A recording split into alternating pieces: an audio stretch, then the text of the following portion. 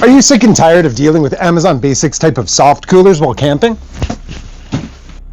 While Yeti may be overpriced, it still stands as the finest, cheapest, nearly bomb-proof, fastest cooling soft cooler on the market.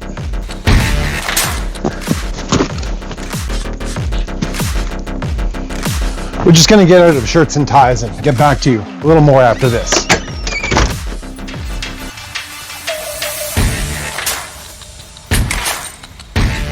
So we caved and finally bought a soft cooler, a Yeti Hopper Flip 12 to be exact.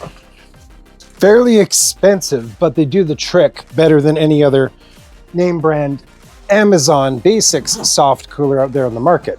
We did find it online used, as a fellow won it in a raffle at his local Legion. He had used it once, but didn't like it, didn't really have much of a need for it, so decided to pass it along to us for a fraction of the cost. Ergo the reason it's salmon in color. Not a terrible color, but we would have went with a dark gray, which looks much more appealing and matches more of our gear. So the question is, can I paint my Yeti cooler? And the answer is you can, but we would suggest a high quality acrylic spray paint like the Montana Blackline 94 or even the Sabotage spray paints that are made by graffiti writers and come in tons of different colors. You can do a single color or some multicolored type stuff, throw in some light stencils, stuff like that, but I wouldn't get too detailed directly with the spray paint. I mean, these guys are a bit of a rubberized kind of fabric, but at the same time, you're gonna be worried about dry times and bleed. So in this video, we're gonna do a little bit of a camo painting tutorial.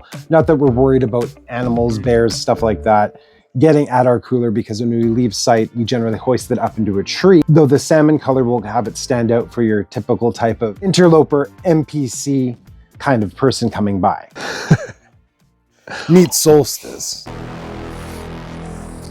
And B-Rad. Whoa, sweet Yeti in a tree, bro. Yeah, and you know, if it wasn't camo painted, we probably wouldn't even have seen it. Pinata! Don't be a B-Rad. And you, Solstice.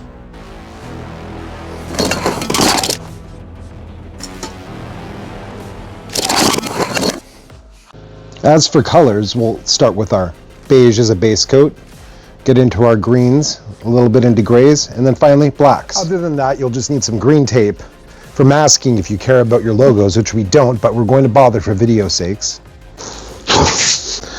Some nitrile gloves, some mesh netting, and some foliage.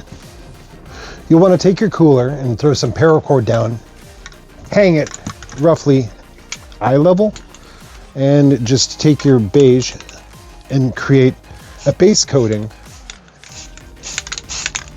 just dusting it on lightly to start, to give it that base coat for the rest of the paint to stick to. Don't worry about too much of the debris on there, that'll just add to it if anything. And we're not going full auto here. As you can see, we're just sort of doing a dust coat to create that base coat.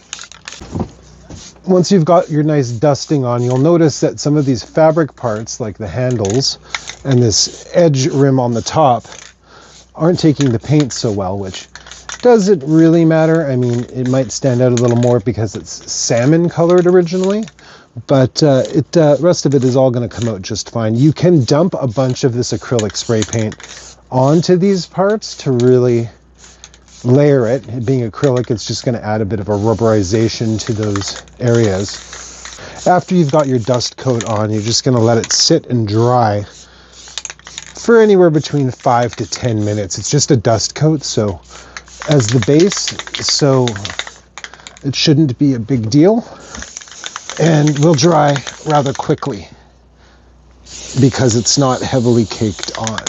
Now that base coat is on there, we're going to hit it in some sort of zigzag patterns with our green. This kind of zigzag system all the way around.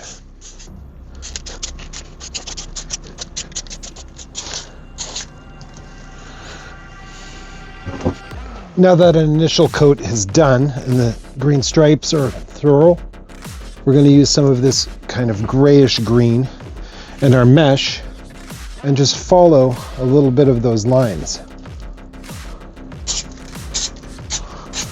Again, just dusting kind of thing to start, just to add a little bit of texture.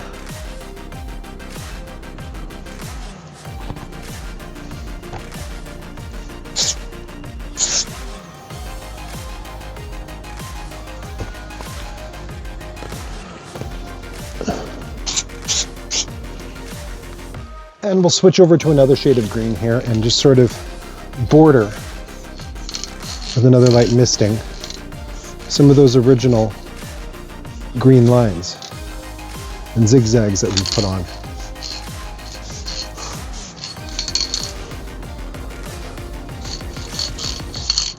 And we've got these cedar leaves here, so what we're going to do is sort of use them as a reverse stencil.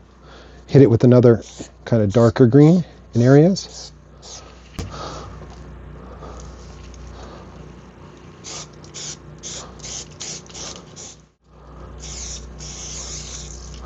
You'll notice the whole thing is kind of coming off a little 80s A-team camouflage. So what I like to do to dumb that down is take a bit of the black and just spray it from a distance to darken everything a little bit, giving it a nice fog coating.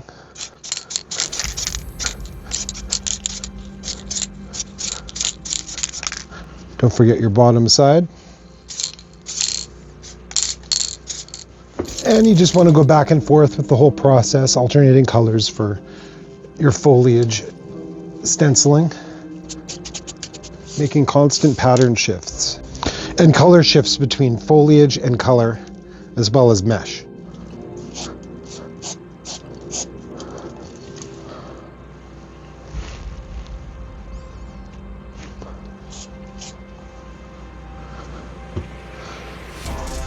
Some of the sides might start to feel a little awkward at this level, so feel free to just cut your bag down and work on another platform. It's always nice to kind of take your pattern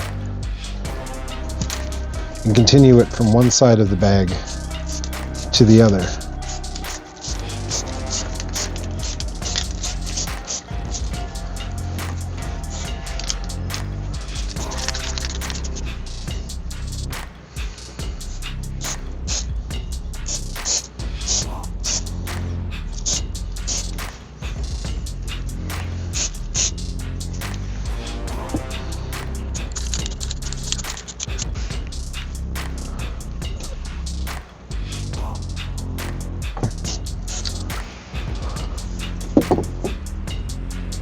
And you're left with a custom woodland camouflaged Yeti cooler. Ugh, the salmon logo looks horrible on that.